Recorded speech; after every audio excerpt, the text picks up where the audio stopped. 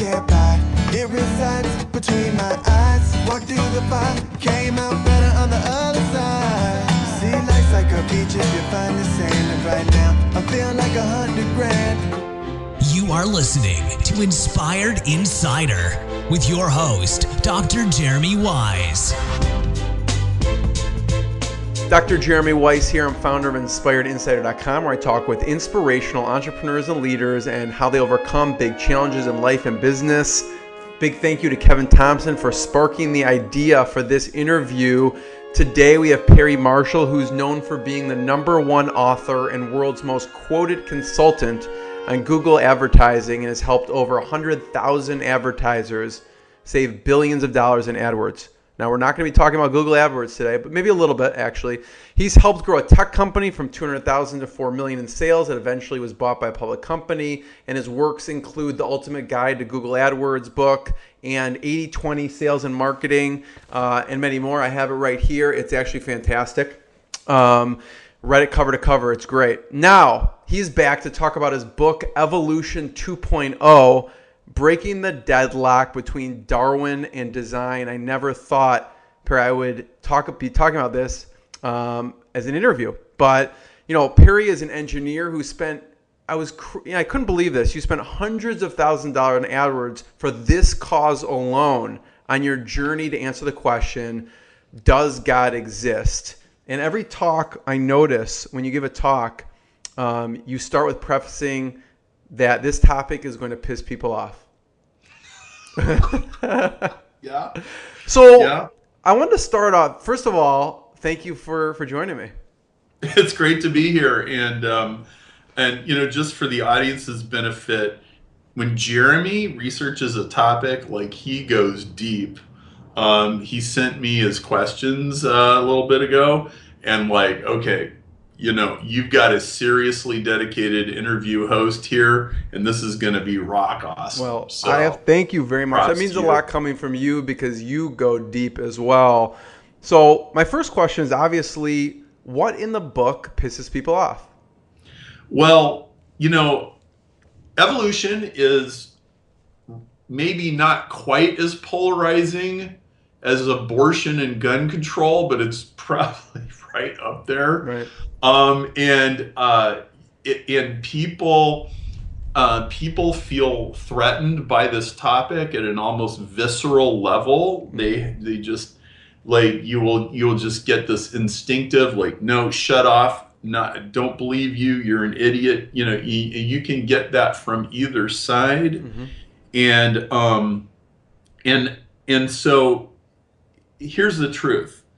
This conversation will only piss you off if you have a cemented position that you are, like, clinging on to, and you just think that everybody else is a nutcase. And if that's you may not like this conversation. However, if you're anywhere not in some really polarized extreme, and if you're the kind of person who suspects that there's more to the story than you've been told, or if you've ever had the feeling that neither side was really giving you the whole story, then you'll probably love this conversation. I had a bunch of homeschool kids come to a presentation a few months ago. I watched that, yeah.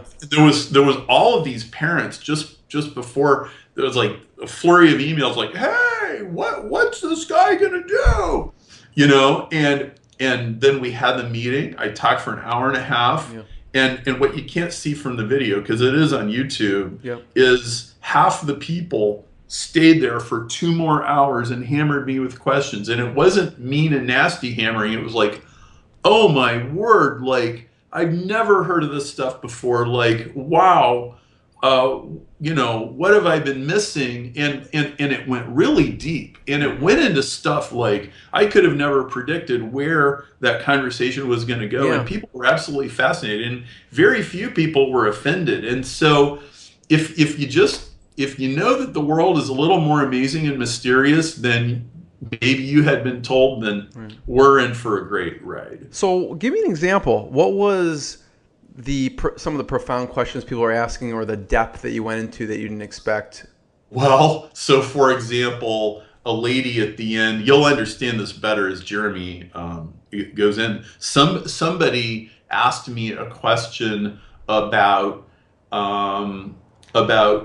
some kid having all of these problems, even though as far as that guy could tell, he was raised in a really good home and he didn't have any traumas. And he goes, but I know that his grandmother or his mother, one of the two, experienced some really horrible abuse, and I had brought up epigenetics, which is a way that things get passed on from parents to kids. Well, it turns out there actually is significant evidence now that both traumas as well as environmental things and adaptations that parents have had to deal with in the environment do get passed on to children. In fact, epigenetics is a very hot topic. And so I guess the short version is the whole world of evolutionary biology is in a tremendous reorganization right now. And if you're the kind of person where the topic felt threatening to you 10 years ago or some other time when you got into an argument with somebody, I'm just going to assure you there's a whole bunch of stuff that never got included in those previous conversations, which might completely change the way that you see this. And I totally know it's weird. I'm like, how did I end up becoming the author of an evolution? This is a weird thing, people who know what I do, why are you off doing that? But the thing is this is the biggest untold story in the history of science. And I am not exaggerating. This is so major, and it's not just about science, okay? It speaks to how we live. It speaks to how we treat the environment. It speaks to how we practice medicine. And it speaks philosophically, because there's a lot of people out there trying to make you think that science means that the world is a meaningless, purposeless place. And I'm here to tell you that ain't so. Yeah. And so, buckle up. We'll get into why you wrote Evolution 2.0. From the intro, it seems strange, but once we get into it, it's not as much. And it starts going, I have a couple fun facts, Perry, about you. One is you grew up as a pastor's son. And yes. So what was it like? It was a lot of pressure. Where I grew up, it was pretty heavy-handed, and leaders in the church were expected, their kids need to be in line and not getting in trouble. Right. Well, Jeremy, I'm an entrepreneur. Now, what do we all know about, all of us, right? We're troublemakers, we're loud mouths, we're nonconformists, we're always making messes, so there was definitely some skinning of knees and some scuff marks, and it's all good. It all turns out good, but it's an interesting fishbowl to live in. Growing up. So so what were you like? What was Perry growing up? What? I can't imagine you actually getting into that much trouble. What kind of trouble did you get into? Well, the worst trouble I ever got into was a fist fight with somebody at school, right. Which, when my dad found out of it, he's like, Perry, this could get me fired. But I was always very opinionated. I was always disruptive in class. I was always seeking attention.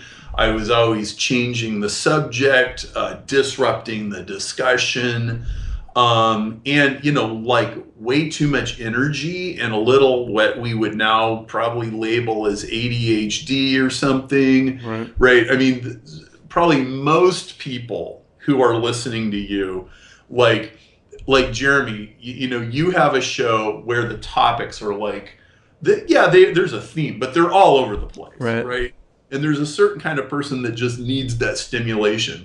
They could drive in their car, they could listen to your podcast, and the hour just completely disappears. Time goes away because the brain cells are getting all this happy juice from all this information, right? Yeah. Well, right? So that's our world. What if you got to sit in third grade and the teacher is droning on about, right? Like, it's awful. Like, somebody get me out of here.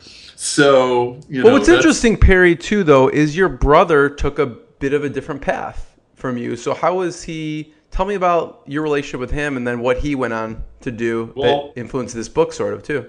That's where the story starts. Yeah. So first of all, we grew up in this super conservative environment where they kind of like had all the exact answers and it was all mapped out, and I just kind of started drifting a little to the left. I mean, we were like just to the right of Attila the Hun back then, but I was like, I think the world is a little squishier than this, and I think there's more answers than what I'm getting here. Right. And I certainly wasn't ditching it, but I was just holding it more with an open hand. Right. My brother Brian, however, he was like on the party line, and he went to a very conservative seminary, which was, even more of the same. And then he gets out of school and he goes to China to be a missionary. And he's teaching English and he's doing mission work on the side. And he's like, he's like the altar boy of the family, Well, not too long after he gets to China, like all these questions start popping up. It's almost like, if you push on the universe over here, it starts popping out over here. Like he was experiencing this, and it's like more questions and more questions and more questions. And let me tell you, he is really sharp. Plus, he's like one of the sharpest, most penetrating people I know anywhere. And I mean, I know a lot of sharp people. You know what I do? Yeah. And our profession attracts the brightest. Let's understand that, right? The marketing profession attracts all kinds of brilliant people. Like maybe the smartest chiropractors, for example, right? Exactly. It's not the dumb ones, it's the smart ones that come, right? And Brian is as smart as any of those guys, and Brian is really asking hard questions, and he's asking good questions. He's asking about faith and God and scripture and all this kind of stuff. And a lot of these questions are dragging me in deep, and like I don't know all the answers. And he really starts kind of unhinging from where he had come from. And I am finding this to be unsettling. Like, what was it about China that made him question all this stuff?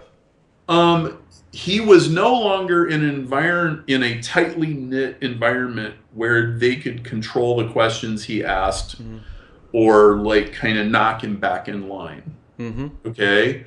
And I would describe the environment that he was in as a very controlling environment, and one that didn't really encourage curiosity. It was like, hey, we've got it all figured out. And he's like, I don't think they have it all figured out. In fact, hey, wait a minute. Like, guess what? Like, he's got the internet. You're in China and you got an internet connection, right? And you have however many hours a day to go do whatever, right?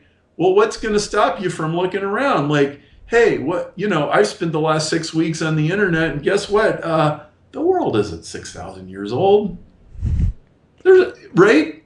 These kinds of things. Now, Brian, I know the world isn't 6,000 years old. Like, I figured that out a long time ago.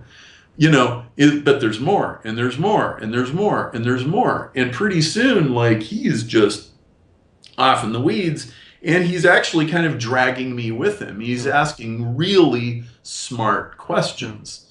And it's like, I know all these textbook answers, but he's not asking textbook questions anymore. Yeah, what were some of the hard and good questions that stick out that he was asking?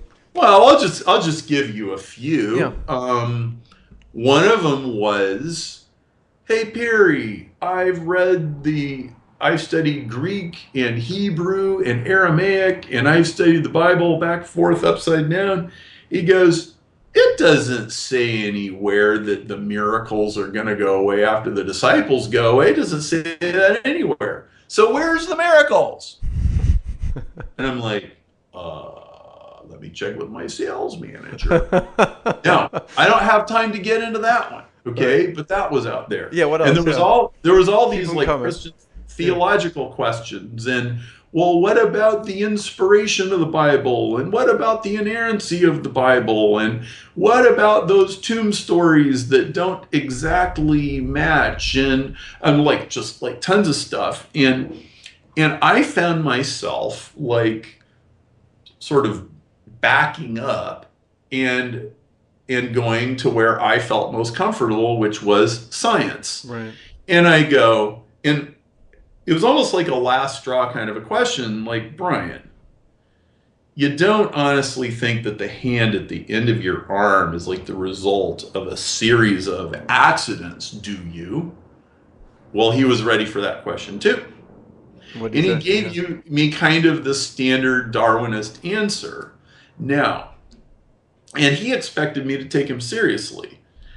Well, here's what I knew. I knew that my engineer intuition could not fathom how that could be true.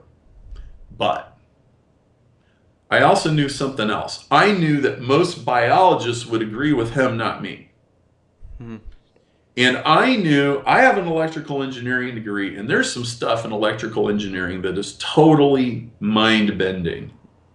Okay, you would never, like, most people would never, ever even remotely come up with the idea that you would use imaginary numbers from college algebra to analyze wave equations, okay? So, and I'm like, I don't have a biology degree. There's a bunch of stuff I don't know. And if most biologists agree with him, not me, then maybe I'm wrong about like all of that. Why would they agree with him and not you, though? Because I already knew that most biologists do believe in some form of evolution, and I didn't. And I knew that what he was telling me was like standard textbook stuff, and that I could give him some like quick and dirty answer about entropy. But I just knew if I didn't get down to the core principle of this thing, I didn't know. And I was either like taking this guy's word for it or else this other guy's word for it. And I knew in my heart that that wasn't good enough. And so I said, you know what? I am going to get to the bottom of this. I am going to find out, because I know what it is like to get to the bedrock of a profession. I know what it is like to get to the bedrock of, I understand the core principle, like the really deep principle about how something works, and I can figure it out from first principles and not just like look up the answer in a book, and I can know that I know that I know because I really got to the core. I'm going to get to the core of this thing. Yeah. And I kind of leapt into the void. And because he's giving me all these other questions and I didn't really have answers for them, I kind of decided, you know what? I'm going to let my science background answer this question for me, because I know that I know that I know certain things. And so into the void I go. And it was really scary. I mean, it really was. It was like, I don't know where I'm going to end up when I'm done with all of this. I just can't see. But you know what? Here we go. Yeah, and you know what? When you talk about that is, you don't know where you're going to end up, but where do you even start? And I didn't know where to start either. But here's what I did. I said, all right, so I can read in any textbook that Darwinian evolution says that random mutations of DNA produce genetic changes which are sorted by natural selection to produce new species. I'm like, well, okay, natural selection, that's like, you know, we all know what that works. You know, if you've ever watched the World Series, for example, you know how natural selection works. So there's nothing mysterious about that. So what about these random mutations? Okay, now, and I had a question very early on. It was like, okay, if all you got to do is like turn the mutation crank and just, you know, and just keep this thing running, and it's just inevitably and naturally going to make things better and better and better. Why didn't they ever teach me this in engineering school? Do the biologists know something the engineers don't? Or do the engineers know something the biologists don't? Mm-hmm. Okay, well, all right, random mutations, DNA mutations, random mutations, what would that? You get accidental copying errors. And so, all right, I guess I better look at DNA mutations. And so I started studying DNA mutations. And well, I ought to be able to find experiments where they accelerated the mutations and they got evolution to happen. That ought to be in there somewhere. And there ought to be some principle, like almost like some mathematical principle where I can plug in this mutation idea and see what would come out. And so there's a couple things that I discovered actually fairly fast. Yeah. And keep in mind, I keep having to rein myself in and bring it back to the central question, because I can go read this website or this book and it'll pull me to the left. I could read this one and pull me to the right. And I was just flapping and flopping like back and forth, right. because these guys are convincing, but these guys are convincing, except these guys also sound like zealots and these guys sound like zealots. And pretty soon I'm like, I really need to read some scientific papers. Fortunately, I have an electrical engineering degree that hugely helps when you want to read scientific literature. So I found two things. Number one, I found that there were decades of experiments with fruit flies where they would bombard them with radiation, which would make random mutations. That makes perfect sense, right? And it works. Like, they do make mutations. And they figured, okay, if we like turn the radiation dial just right, if we get this just right, we ought to get accelerated fruit fly evolution. And You know what? Yeah. Didn't work. It didn't work on fruit flies. It didn't work on moths. Like, there's all kinds of stuff. Didn't work. You know what it got? It got what an engineer would expect, which is birth defects. Okay, they got every kind of birth defect you could imagine. They had, legs growing out of their heads, okay, which is really interesting. If you want to go stop and think about that, I'm not gonna go into it, but stop and how does a leg start growing out of your head all of a sudden? Well, but it's like, okay, how do I make sense of this? I'm still looking for the principle. I got to the principle, and here's what it was. I was reading about DNA, and it was talking about the coding being in layers, and all of a sudden I had this giant epiphany, because in 2002 I wrote an Ethernet book. And it was all about how the ones and the zeros go back and forth, okay? And the thing, it's like regular people would never even think about this, but all of your routers and your cell phones and your computers, they have multiple stages of error detection and error correction. Because when you're driving down the highway and you're talking on the cell phone, or you're surfing the web on your iPad, or whatever you're doing, especially when all these things are moving around you, there are so many errors and so many corruptions of the signal. And all of that stuff, especially now as mature as those technologies are, there is an incredible amount of please resend that information. Okay, checked it. It's exactly right. It's extremely clever how they make sure it's all, and most of the time our cell phone calls don't drop. And it's just, and the GPS works, and it's just amazing. But the error correction is absolutely critical to this. And what I realize is, wait a minute. Oh my word, I get it. The digital information in DNA is conceptually, like mathematically, it's the same set of problems as an Ethernet cable or a Wi-Fi network. It's the same exact issue.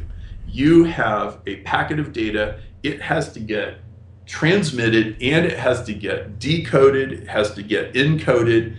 Encoding, decoding, transmission, error correction, it's exactly the same. And Jeremy, I mean, it's exactly the same from a mathematical point of view. It's identical. DNA is code, Okay? Yeah. The reason the fruit flies had legs growing out of their heads was they had scrambled the code with that radiation, and all you got was de-evolution. Okay? And here's the thing, any communication engineer knows this. If even the very first cell did not have error detection and correction, the whole thing would eventually die. Right. Okay? And so the really simple answer from what I just told you would suggest, oh, evolution's not true. Somebody designed this, and they would have had to have designed it in advance, and all the other codes are designed. DNA is the only code that we know of that's not designed. We don't know where it came from. Therefore, DNA is designed. Therefore, some kind of creationism or some kind of intelligent design is true. End of story. But that's not the end of the story. Right. Okay? That would have only been the first slice. Now, by the way, everything I told you is true. It's like digitally 1 and 0, empirically, demonstrably true. It's rigorously true. But it's not even the interesting part of the story, okay? So part of what I needed to do for myself in order to sort this out was this. Brian at some point decided I'm done arguing with Perry. Okay, and I am so tenacious. I am a bulldog. And I will get to the bottom of things. And, if we're in a disagreement and I absolutely know I'm right, and by the way, I really pick my battles. Okay. I am not going to get in an argument about the Cubs versus the White Sox. I couldn't care less. Right. But I needed a sparring partner, and I needed somebody to call me out of my BS. And I had a couple of these websites. And especially back then, web traffic was really cheap. It's like 10 times as expensive now as it was then. And I said, you know what? I'm going to put an autoresponder series together, and I'm going to talk about this DNA as I love this, Perry. I love it. Okay? Yeah. And I'm going to put up a sign-up page, and I am going to drive traffic with Google Ads, and I'm going to get people are going to sign up, and when they reply to these emails, I'm going to get the emails. And I am not going to run away from any legitimate objection or argument that somebody brings to me. And I drove millions of visitors to this website. Yeah. I think I heard you say over 5 million views. Yeah, something like that. Yeah. And I got I had more than 150,000 people sign up on that email list, and I had another email list that I won't get into, and it was kind of similar. And I had people coming at me from every direction. I mean, and I got every kind of person you can imagine: Hindus, Buddhists, atheists, Jehovah's Witnesses, Jews, agnostics, cynics, skeptics. I mean, everything you can imagine. And it was like, I'm going to pound on this thing, and I'm going to pound on this thing until I get to the truth. And so, 80 or 90% of the time, these people would be a waste of time. But 5 or 10% of the time, I would be getting in a discussion with a very smart person who knew stuff, and this started growing, and I decided, here's what happened. So that first thing I said, where, DNA is a code, and codes are designed, and there clearly is an inference to design in biology simply from information theory, which is a whole subject that, But, okay, on the other hand, boy, when I look at all of these different papers and books and evidence and everything, it still looks like evolution happened. Okay? This doesn't make me comfortable, but like I told myself I'm gonna follow this thing wherever it leads, and I just kept like going down the rabbit hole and going down the rabbit hole, and it was and I couldn't figure it out. It was like, okay, we've got error detection, we got error correction, we've got, there's none of these random mutations would never do what the Darwinists say they would do. Yet on the other hand, like you've got I go to the whale museum in Boston and I see a whale skeleton and it's got these miniature whale feet in the middle of its belly. They're not even on the outside. It's like they're folded up and shrunken down. And I'm like, that wouldn't be that way if some designer just like beamed that whale into the ocean like Star Trek. Right. Why are those bones in there? Right. They are clearly remnants of some ancestor, but hang on a second. They're shrunken down. They're down to scale. That's not accidental. That's actually a really impressive engineering feature. Like, just in case we need these someday, we just got this dialed down. I'm like, if I was a software engineer and I had to program that to happen, like, that would be no mean feat. Right. Jeremy, are you starting to get a flavor of like, hey, there's a whole nother layer of subtlety to this thing? Yeah. I mean, at this point, I want to go back. So who is your ideal person to debate with? So at this point, you're getting tons of people coming at you via email, also probably different family and friends. Who's your ideal person to debate with? You mean then? Yeah, then and now. Well, it depends on what the goal is, okay? Yeah. So, like, first of all, I found something really peculiar, which was, like, I could open an email, read the first sentence, and there was a certain kind of person that just stood out compared to all the other ones. Right. Okay? So pretty much everybody, most people were at least civil. Yeah. I'm just thinking like you're 80-20 person. I'm thinking who's the 20%? Like, is there a certain demographic or profession or that you found that person, this is the person I want to kind of solidify my, not arguments, but my thoughts with? Well, okay. So really there's kind of two different animals here. Yeah. So one of them was the so-called new atheists. Okay. And these guys, you could see them coming a mile away. They would come unglued and they would just like go crazy. And it was like somebody flipped some switch with these people and they are just rabid maniac. Okay. And it was like, whoa. There is something really weird going on with these people, and it's kind of abnormal. Yeah. Okay? Like, seriously. And you see this, like, you could go to, like, any big newspaper or something, like, go to the UK Guardian or something, and there's a religion article, and some flaming Richard Dawkins fans is sitting there just insulting all those stupid idiots and their religion, okay? It's really peculiar, okay? Now, this is not like the ideal person to learn from. Right. However, if you're trying to really nail down the part of biology that people have gotten wrong, they've all got a bullseye on their head because they have all bought into a version of evolution that is emphatically, demonstrably not true. Mm-hmm.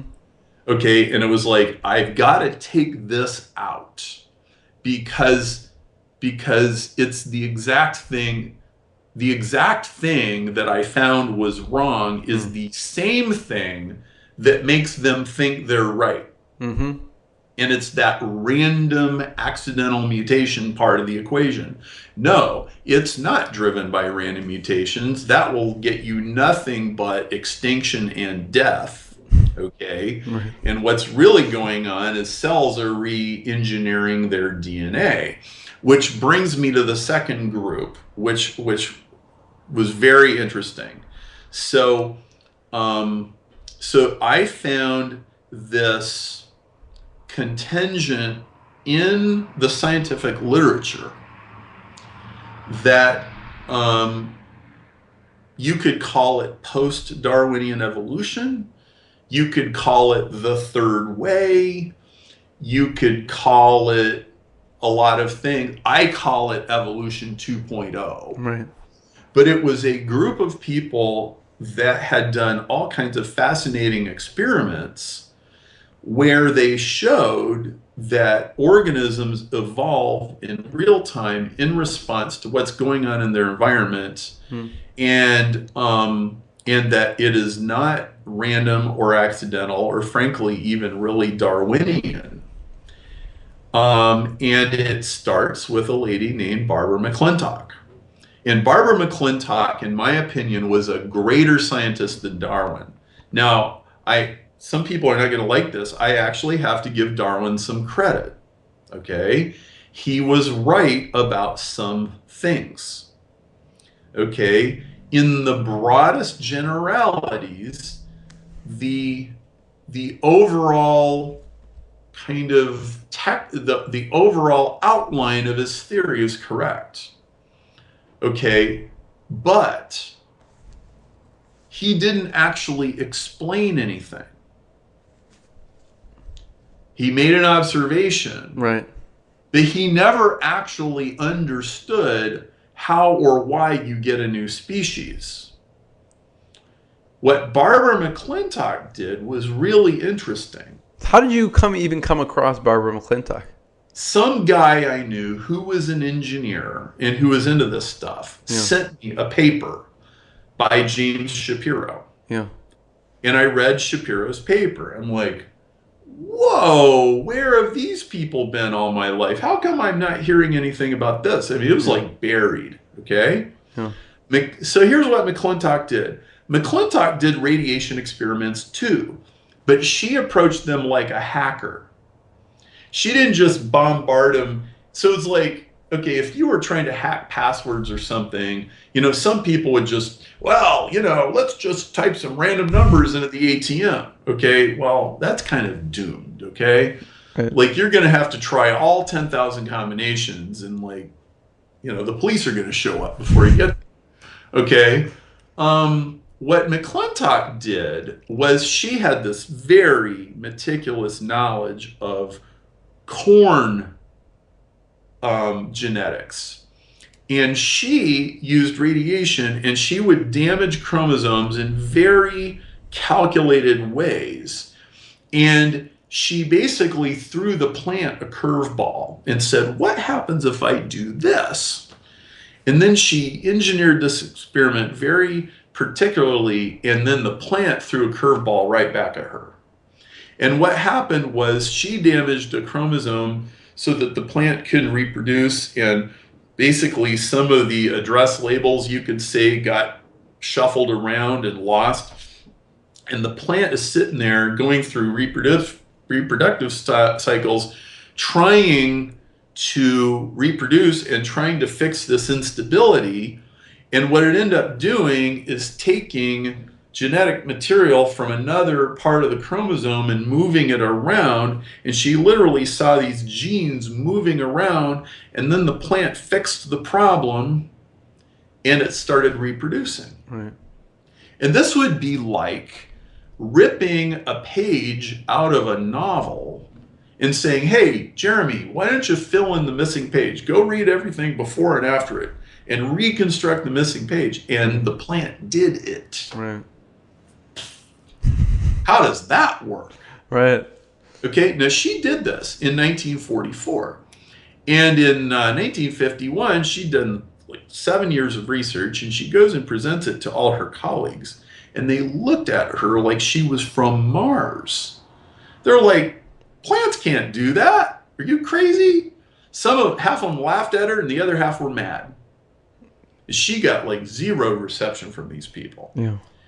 And she realized that trying to convince all these colleagues was futile. And so she pretty much went quiet about what she was doing for the next 20 years. But then in the 70s, all these other researchers started confirming that this is true. In 1968, James Shapiro demonstrated that bacteria rearrange their own DNA. And then Well, she won a Nobel Prize in 1983 for this, okay? Now, what did she really do? Well, what she really did was she showed that organisms are in charge of their own evolution. Now, that is really mind-bending if you stop and think about it. Like, okay, so the DNA builds the cell, and then the cell modifies the DNA, and then that makes a different cell. I mean, it's almost M.C. Escher-like. Right. Okay? And, like, we don't know how to write computer programs that do this kind of stuff. Like, oh my They're goodness. probably trying with artificial intelligence, Of course right? they are. Yeah. Like, if you ever heard of Stuxnet, you go look that up. Yeah. Right? Like, primitive versions of this are starting to exist. Yeah. But, I mean, obviously, these corn plants are, like, way... So it turns out that a cell can do more programming in 12 minutes than a team of software engineers can do in 12 weeks. Okay? So McClintock was the first human being to observe real-time evolution happening on the spot under the microscope and actually figure out what had gone on. But meanwhile, so notice it took 40 years for her to get a Nobel Prize for this. Right. Meanwhile, at the same time that her colleagues were laughing at her in the 40s, a bunch of guys were putting together the neo-Darwinian synthesis, which was actually worse than what Darwin had to begin with. It was a step backwards, not a step forwards. And they assumed, starting in the 30s and 40s, it became dogma that evolution is random, it's not purposeless, it is purposeless, it's not goal-driven. Children do not inherit acquired traits from their parents, and information only flows from DNA to the cell, never the other way. All of this became dogma. In fact, that last part was called Francis Crick's central dogma. The central dogma of biology was information never flows from the cell to DNA. It only flows from DNA to the cell. That is wrong. It flows both ways. That M.C. Escher staircase is true.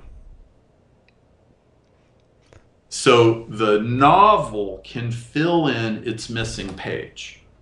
So you discover this. You're reading James Shapiro, McClintock. So you read this, blows your mind a little bit. So what do you do next? What's the conclusion that you take from that, and where do you take it from there? Well, so I found that there's an entire genre of literature and research, and I'm talking thousands of experiments and thousands of papers, where if all of a sudden you change these assumptions, first of all, no sane scientist could argue that what I'm saying is true. It's very established. Okay, so I call it the Swiss Army knife of evolution: transposition, horizontal gene transfer, epigenetics, hybridization, symbiogenesis, that there are these 5 major mechanisms of evolution, and these are how cells rewrite their own code. This is how organisms adapt. And so I just started going deeper and deeper and deeper and piecing this all together. And I'm going, how come you can't find this unless you know what you're looking for it? How come nobody's talking about this?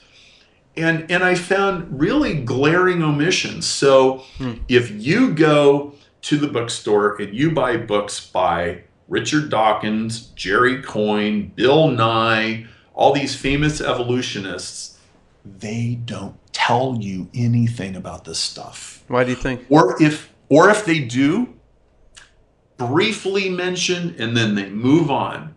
And basically, they've been telling you the same dumb, wrong story for the last 50 years. And they just recycle it and recycle it and recycle it. Like the latest Bill Nye book is like a throwback to the 1970s. It doesn't tell you anything new. It doesn't tell you anything interesting. And a person reading that book and closing it and going, that was a great book, They might as well have eaten a plastic bag and thought it was a ham sandwich. Okay? And it is scientific larceny. It is demonstrably wrong. Nobody has ever demonstrated that random mutations give you evolution. Nobody. You couldn't even prove it if you tried, for reasons I won't go into. You can read them in my book. On the other hand, there's these systematic things, and you can generate new species in the lab. There's certain things you can do, and you get these changes. The fact is, like, all this genetic engineering that goes on now, and the genetically modified foods, and the bio, like all the biomedical stuff that they're doing, and gene therapy, all of this is, they don't sit there with tweezers or razor blades and splice DNA like it was analog tapes. They stimulate viruses, bacteria, and cells to do the rearranging that they want them to do.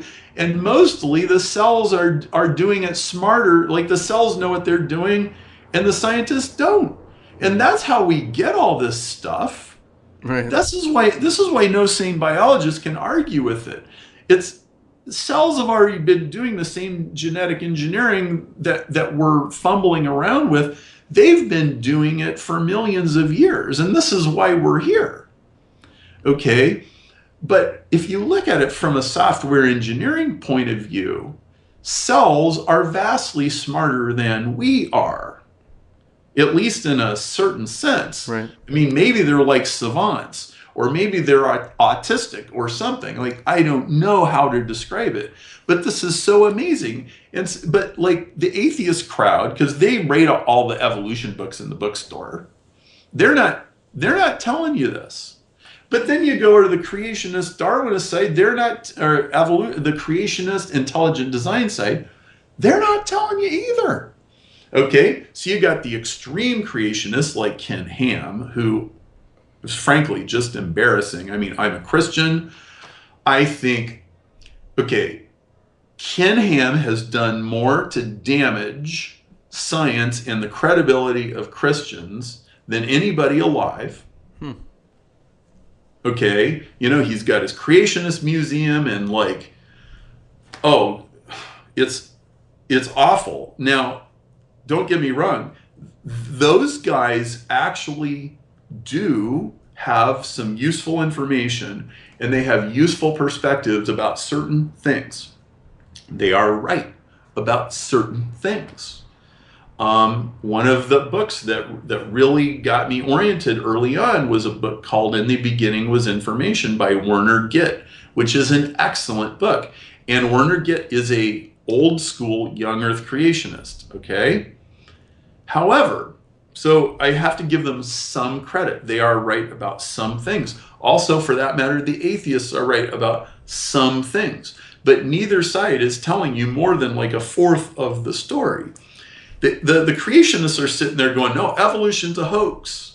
I mean, there's some people that go so far to say is that like God buried all those fossils just to fool us or something. I mean, you literally will find people saying this, which like, oh my goodness. But because they think evolution is a hoax, because they think evolution equals atheism, they're just sitting there trying to fight against evolution. Meanwhile, both sides are missing the biggest untold story ever. And like, there's a bunch of scientists, not just like 3 or 4. Okay, there's a website called thethirdwayofelution.com, and you can go, and it's all these scientists that are publicly saying, we do not agree with the creationists, and we do not agree with the old school Darwinists. We need a new synthesis. We need a new theory. The old theories are wrong in so many ways, and we're really trying to figure this out. And this was who I really latched onto, and it was so fascinating. What I found was all of the stuff that you do in engineering, all the stuff we do in business, all the stuff we do in Google AdWords, all the stuff we do in online marketing, it's accelerated live, purposeful, intentional evolution experiments is what it is. Only organisms do them better than we do. So we can go learn from the organisms. So what do atheists say that's right? You said the creationists say certain things. Okay, so the atheists are correct, as far as I can tell, that life did evolve from a single cell. That humans have primate ancestors, that there's this evolutionary tree of life. Now you can debate how the tree should be put together, but I agree, yes, there's a tree of life. I agree that common descent is correct. But here's the thing. They all think this happens by accident. No. It does not happen by accident. It would never happen by accident. My original intuition as an engineer was correct. That would violate information entropy. No, actually what happens is cells know how to reduce information entropy. Cells create new information. Now, how they do this, I mean, that gets you into what is consciousness? And, pretty soon you're in over your head in philosophical questions, but I can absolutely assure you, you can watch them do what they do. And there's no question that they do it. So there you go. So tell me this, Perry, in beginning stages of research till now, what has changed with your thinking, your thought process? Well, what I like to say is Darwinists underestimate nature and creationists underestimate God. Both sides, from within their view, are shutting down information that makes them uncomfortable. And so they're just in denial and they're stopping. And what I found was that even when you violently disagree with somebody,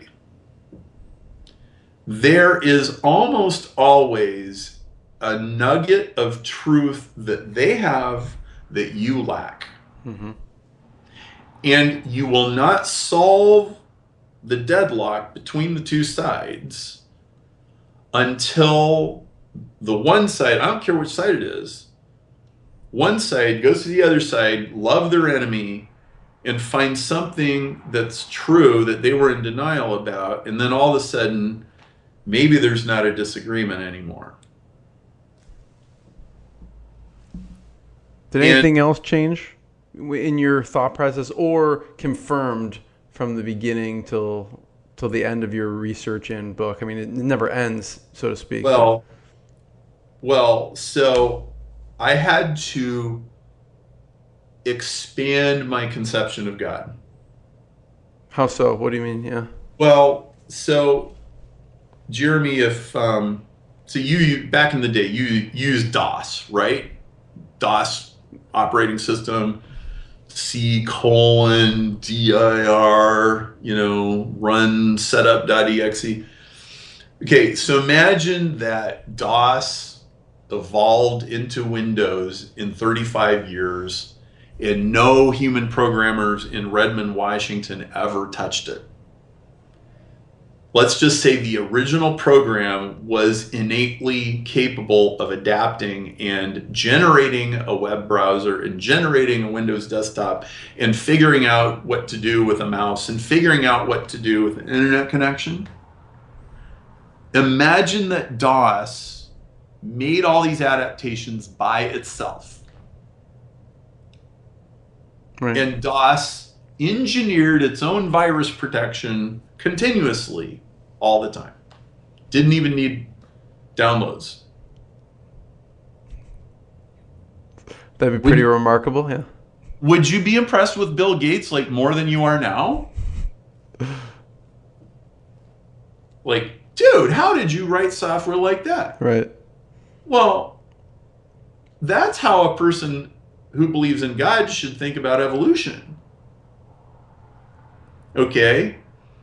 And frankly, a person who doesn't believe in God is probably going to want to change the subject, because the fact is we are further from getting rid of God than we were 150 years ago when people thought Darwin got rid of God.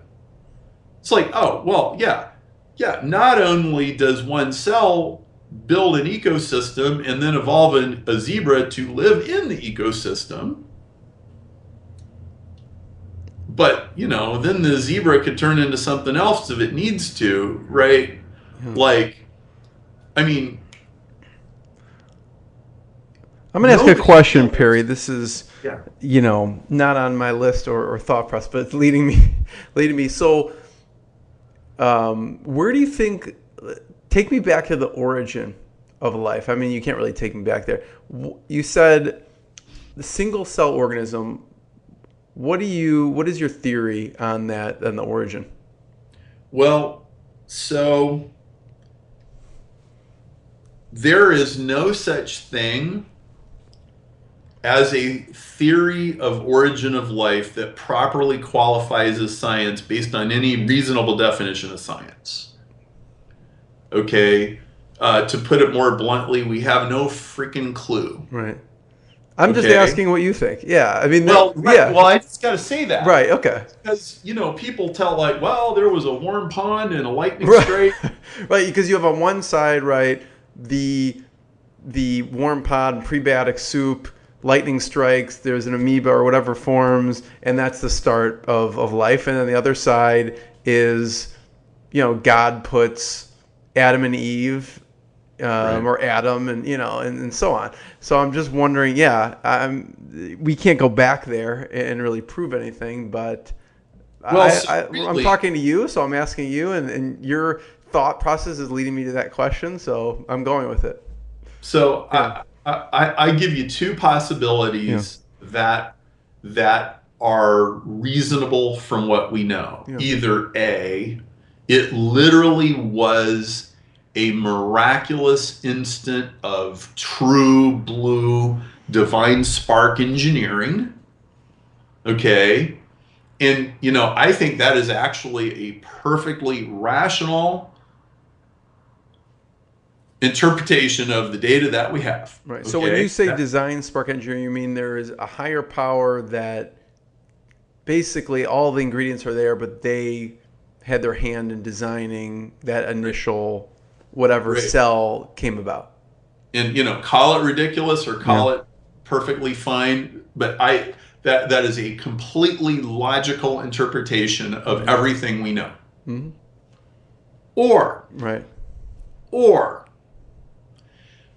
there is a principle of self-organization and even consciousness in physics that we do not understand. Okay? Right. And that is also a perfectly reasonable response to this question, this riddle that we're looking at. Right. Okay? Right. Warm pond lightning strike is nowhere, that is not any kind of an answer. Okay? Yeah. And I've never seen an origin of life theory that I think is reasonable. But this gets me to a really, really important point. Mm-hmm. Okay? And here's what it is. So I'm talking to my brother. We've been talking about this ever since, right? Okay. And he loves this project, by the way. Okay? Yeah, I'm sure. He's an agnostic. He's still sorting things out, but he loves this project. He thinks it's great. And, I made it famous, I guess, right? Yes.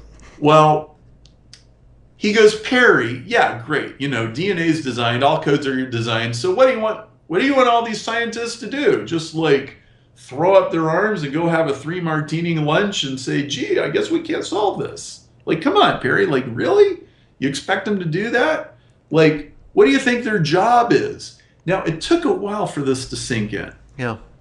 Because I kind of had this idea, those arrogant scientists, they're just trying to deny God. Now, actually, they're trying to get research grants and keep their jobs. Like, give them some credit. Like, Right. this is not a bad thing. We want scientists working on stuff. We Right. want them trying to figure this out. Yeah. And here's what I realized. Yeah. Anytime you say, hey, you see that one little thing? God did that. Well, science just kind of stops. Like, you need a conception of God that does not compete with science. And I realized, God does not compete with science. There's no reason for God to compete with science.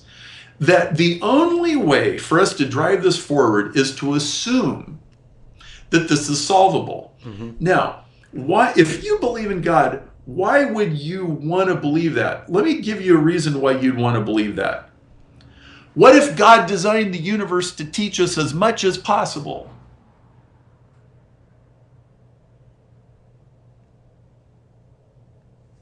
Okay, if God beamed zebras out of the sky onto the savannah like Star Trek, and the zebra went, and then it was there, could you learn anything about how to build a zebra? Sure. Yeah. No, you can dissect it. Well, I mean, dissect it. Yeah. You can dissect it, but you wouldn't learn anything about how to build one. On the other hand, what if the universe starts from first principles? And that if you discover all the principles, that you can reconstruct the whole thing. Wouldn't that give you a whole bunch of wisdom? Wouldn't it give a whole bunch of knowledge? Wouldn't it give you the ability to solve diseases? Wouldn't it give you the ability to build better computers and better houses and better cars and a better world? If you had all that knowledge. See, I believe that God wants to empower humans, and I believe that God has been treating us like grown-ups from the very beginning. Mm-hmm. And we are responsible for what we do, and we can make messes, and we have to clean them up, and he will give us wisdom to do that and all of that, but he wants us to learn. And so this stimulated me to create the Evolution 2.0 prize. Yeah. Because I started getting debates with people about this. Yeah. And I got in the world's largest atheist discussion board, and that ran for 6 or 7 years, and that's a whole saga. And I said, you know what? We need to drive a stake in the ground. The central problem in this whole thing is, where does the information come from? Where do you get information? We need a scientific theory of where you get information, and we don't have one. We know what it is, we know what codes are, we can analyze it to death, but we don't know how to create things that create it. Computer, dumb as a box of rocks. All it can do is garbage in, garbage out. Whatever you put in, is what's going to come out. But cells are different. And so right now the price is at $3 million, and if you go to naturalcode.org, we have a specification, and we are saying, if you can generate a code without designing one, without cheating, then just because you figured it out, I'll write you a check for $100,000. But if your discovery is defensively patentable, we will spend the money, we will get it patented, we will nail that thing down, and when the patent is granted, we will write you a check for $3 million to buy the rights, and we will commercialize it, and we'll do something useful for humanity with it. And the company I formed for this is called Natural Code, LLC. Mm-hmm. And see, it's important that we have to recognize the questions that have not been answered yet. When science makes discoveries, all it really does is it provokes more questions. Right. Science does not answer its own questions. And so for that reason, science never manages to get rid of God. God has always refused to go away. God is staring us in the face, and proof is all the people that are jumping up and down saying, there is no God, there is no God. It's like, why are you having to say that so loud, right? So then on the other side, we have to honor and recognize scientists, because scientists, some of them are really trying to solve these problems, and they are really figuring out how evolution works, and they're figuring out how genomes get re-engineered. And these are important things, and we need to know these things, and we can't pit religion and science against each other as though they're enemies, because they're not. This whole thing of science versus religion is a big made up story that Ken Ham and Richard Dawkins have been using to line their pockets for the last 20 years. And it's stupid, and it's not helping. It is not helping. So the $100,000 prize, has anyone tried to, have they submitted anything so far? I got my first submission about 2 months ago. Yeah. And it was a $10,000 prize on my website since 2009, and I never got any submissions.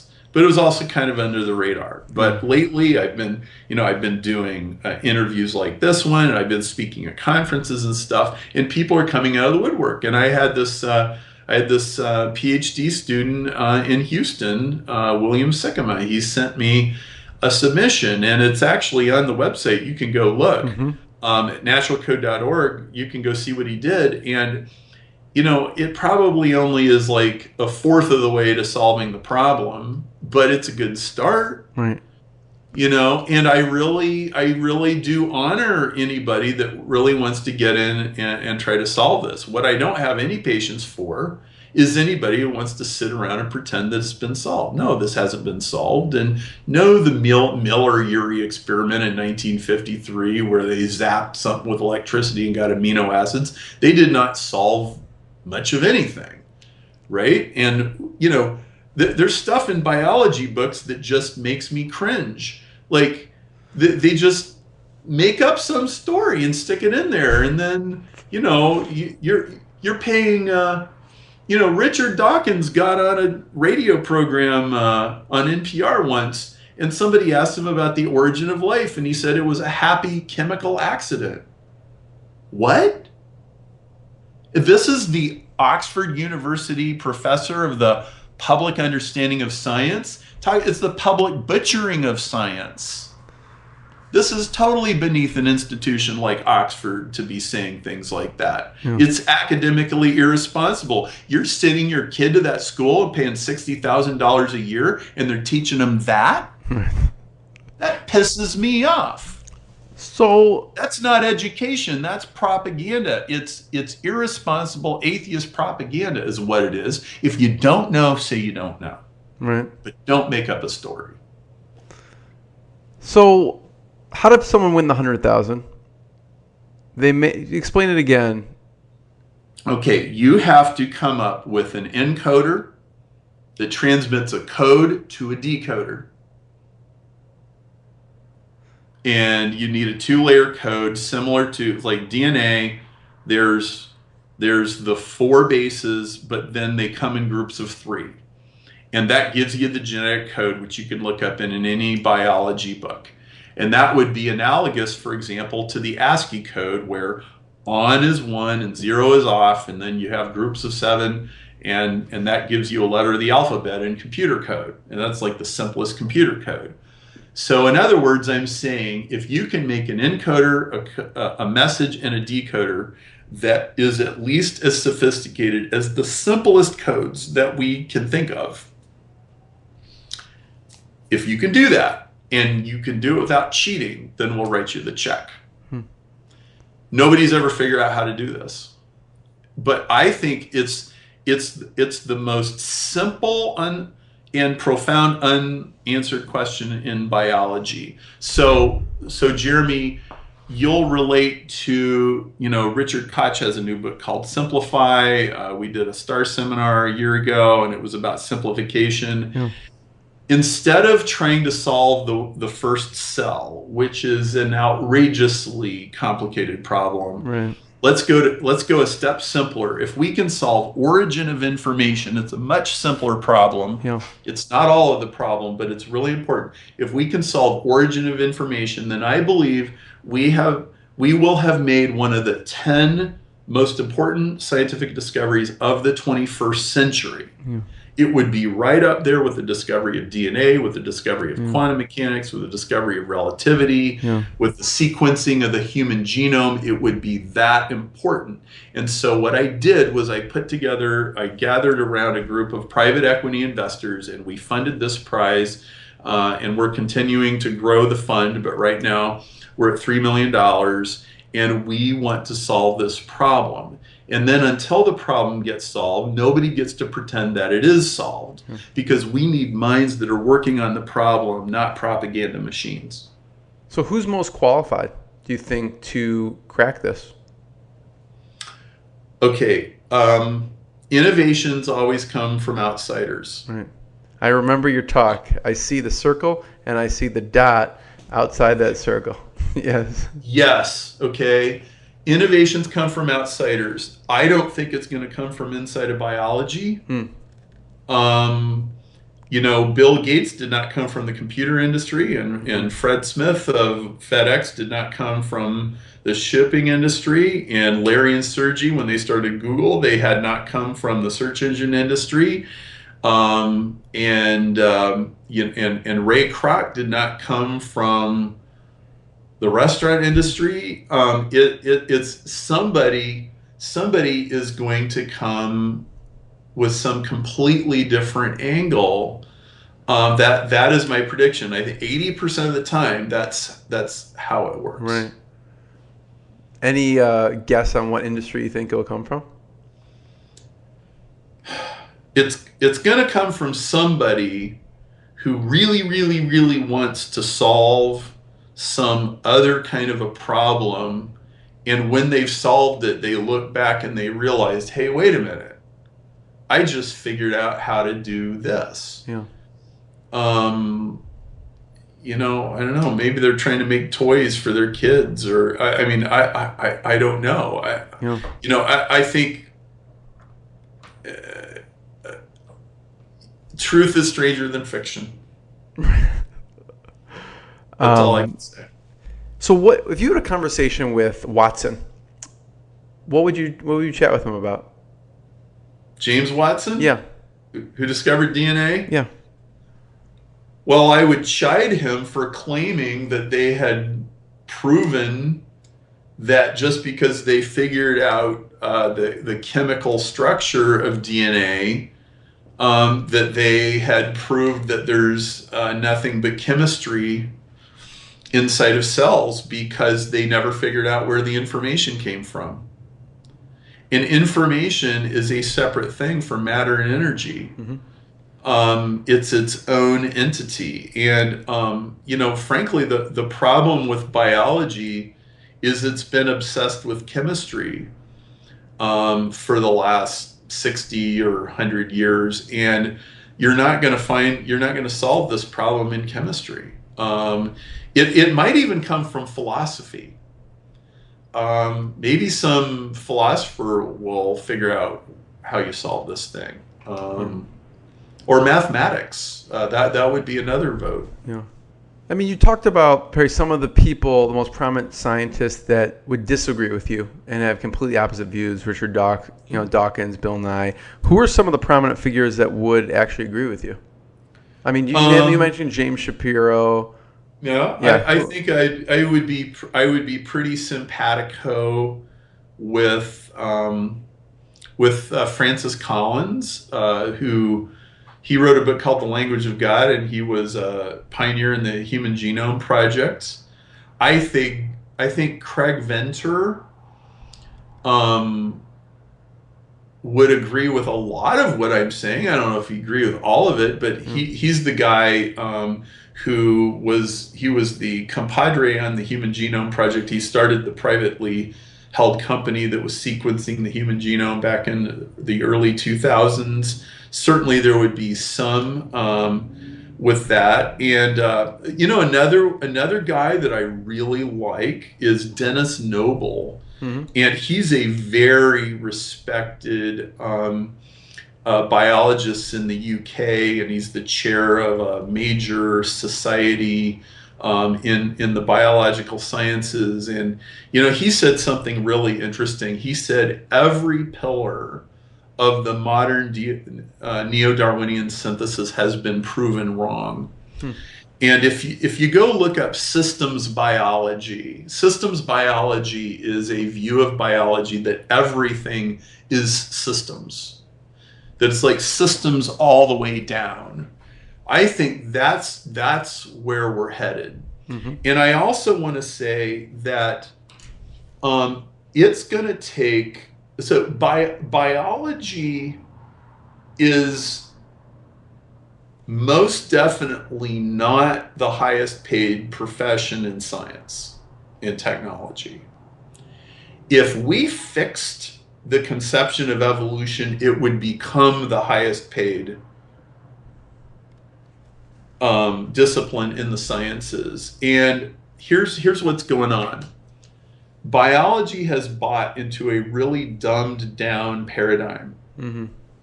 They don't understand what the process that got us here, and so they are consistently underestimating. You know, we finally got rid of the junk DNA hypothesis only 3 years ago.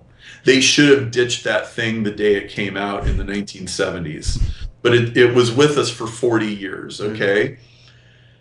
We are going to need the absolute smartest people on the planet to decode the human genome. So you understand, when we say we decoded the human genome, all we did was identify like 30,000 genes.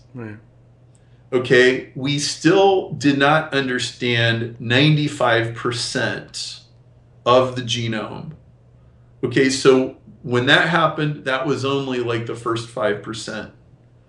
It's going to take the smartest people on the planet working for the next 300 years to decode this thing. And you can, I mean, dude, like write this on put it in a time capsule or something that I said this. Okay. We have no idea how deep this mystery goes. We are going to need people from big data. We're going to need people from linguistics. We're going to need people in the highest levels of mathematics. We have no idea how sophisticated this thing is. It's incredibly amazing, okay? And we're going to be unraveling this mystery for a long time. When we begin to really get how amazing this is, we are going to start making bigger and bigger breakthroughs because we're going to bring insights from other professions. This is a very interdisciplinary question. You need the mathematician and the linguist and the chemist and the biologist and the microscope guy and the telescope guy. You need the astronomer, you need the physics, you need the electrical engineer.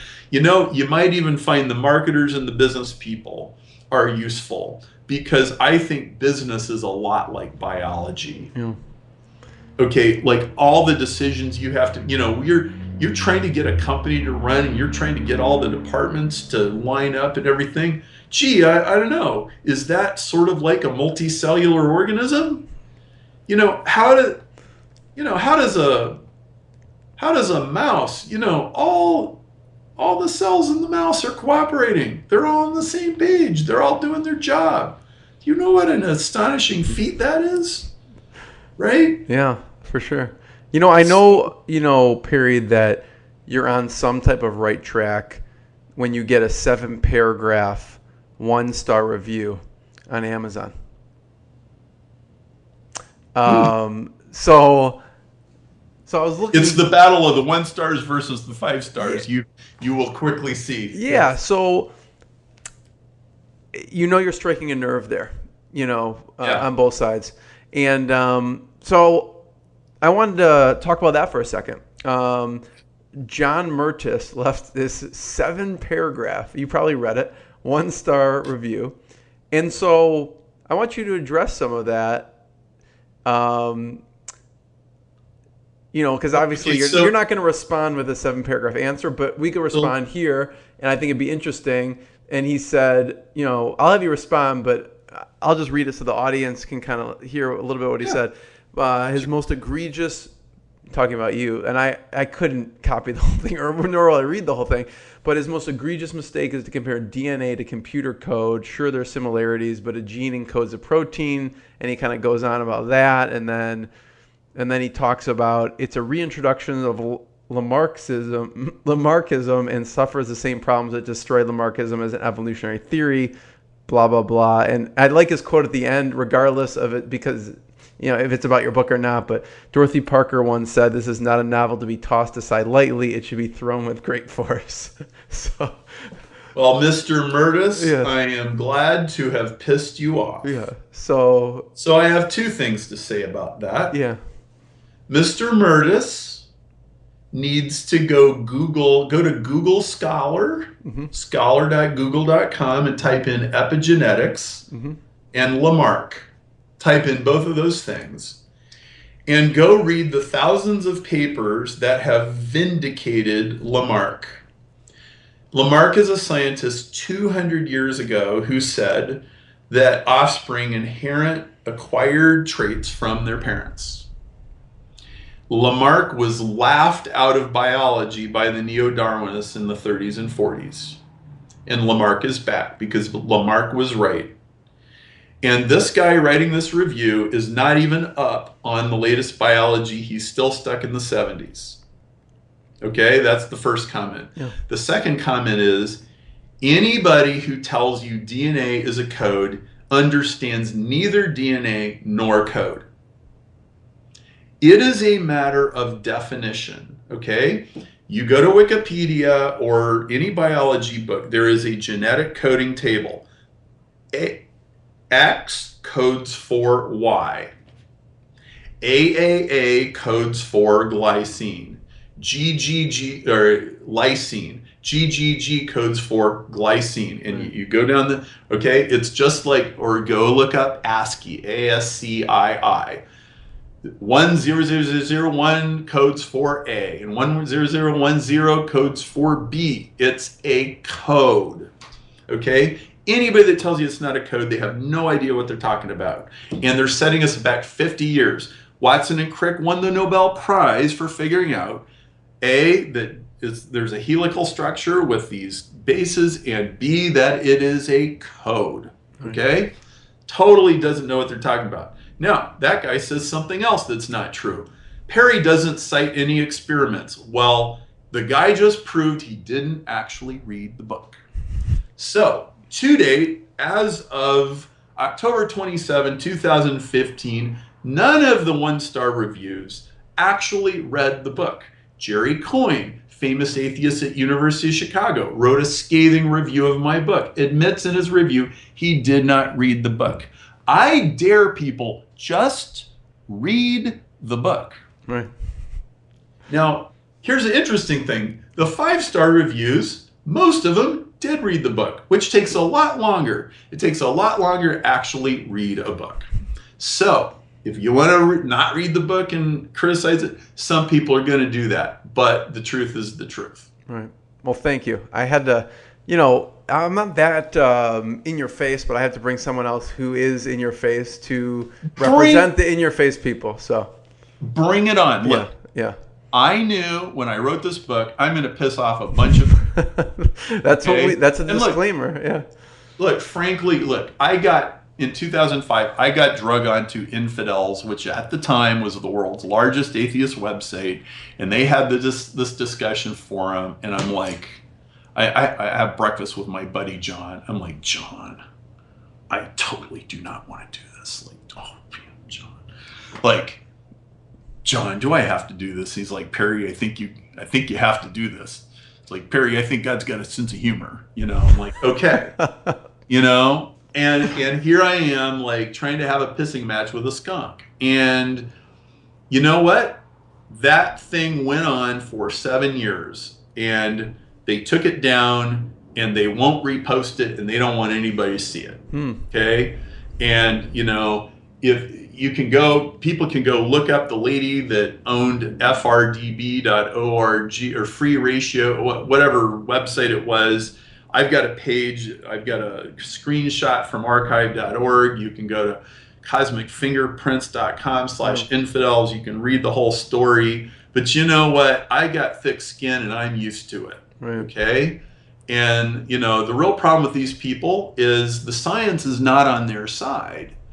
And so they feel threatened. It's like, well, read the book, disagree with it. Read the book, agree with it.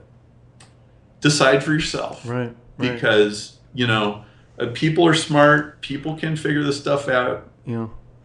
Perry, I appreciate your time. I have one last question, two last questions. Where should we point people towards? Where should they check out to find out more? If you go to cosmicfingerprints.com, you can get 3 free chapters. And you get on my email list. You can go to Amazon and buy Evolution 2.0. Yeah. And, I just want to say this. I'm a city kid. I live in Chicago. I grew up in the city.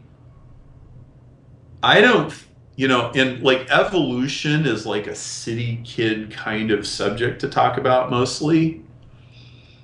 City slickers do not know how amazing nature is.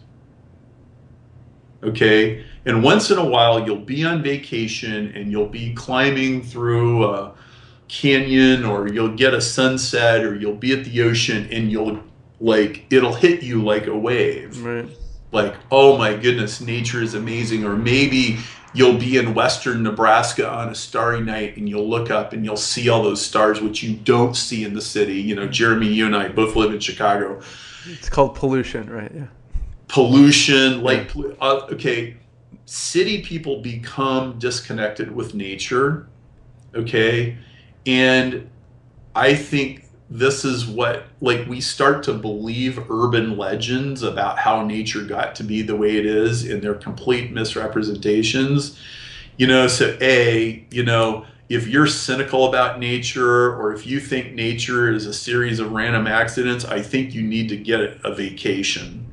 I think it's your life and your office and your traffic that's a series of random accidents, not nature. And secondly, I've really done my best to give people a look under the hood from an engineer's point of view, what is going on inside a cell, so that even city people that went and got a college education, and maybe they got a physics degree, or maybe they got a chemistry degree, or they work in engineering, or they work in business, or they do pay-per-click advertising, that they can start to see, oh my goodness, this is so much more amazing than I ever realized. This is so much bigger than us. Yeah. Well, I appreciate you sharing and sticking your neck out with all this, even though I just like listening to it and and hearing, your thoughts and the research and how much of a deep dive you went into it. So my last question is, does God exist? Yeah, I think it's obvious. I think everybody knows God exists, and you have to tell yourself a very convoluted, complicated story in order to convince yourself otherwise. You know what it's like, Jeremy? Did you ever read Blink by Malcolm Gladwell, and it Sure. opens with a story about a bunch of art gallery people stand around a circle, and they look at this thing, and a bunch of them go, I think this is fake. And then all these scientists and researchers prove that it's real, but then later they do some more research and they figure out, yeah, it's actually fake. Right. That the blink reaction was originally correct. Right. Okay, you know what? Every human being actually has a blink reaction that there is a really big something. Mm-hmm. Everybody has that.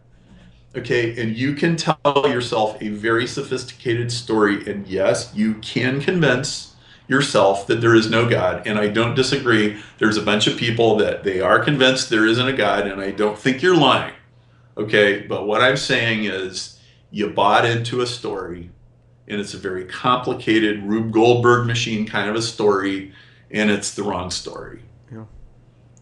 So love it, Perry. that's what I think. As always, it's always fantastic chatting, and Yeah, I could keep going on, but I'm going to leave it right there. So I appreciate your time. Everyone check out cosmicfingerprints.com. Check out Perry's book, Evolution 2.0. I'm never disappointed with your book. So thank you, Perry. Hey, thank you for a really digging deep, not afraid to pry open any little nook or cranny kind of interview. It's a really good job that you did here. Thank you, Perry. Thank you. I appreciate it. What I got, you can't buy. It resides between my eyes. Walked through the fire, came out better on the other side. See, life's like a beach if you find the sand. And right now, I feel like 100 grand.